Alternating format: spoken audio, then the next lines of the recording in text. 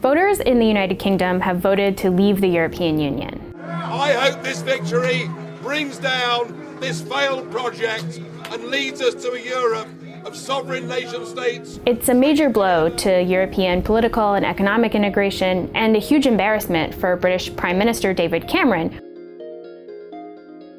Britain is better off inside the EU than out on our own.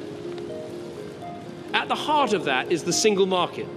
500 million customers on our doorstep, a source of so many jobs, so much trade, and such a wealth of opportunity for our young people. Britain's exit, or the Brexit as it's called, will have huge implications for the British economy. The EU functions as a single integrated economy, kind of like the United States.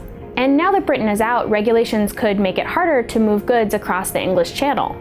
Lots of multinational corporations have their headquarters in London. But now they might find that it makes more sense to have their European headquarters in the European Union, which could lead to job losses in Britain.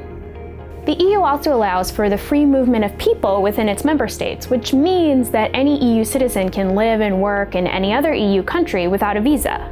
And the UK's high employment rate has drawn migrants from poorer countries in the EU, like Poland and Lithuania. But many in Britain resent these migrants, and that resentment was a key driving force in the decision for Britain to leave the European Union. So now that Britain's out, nobody really knows what's going to happen to all those EU migrants.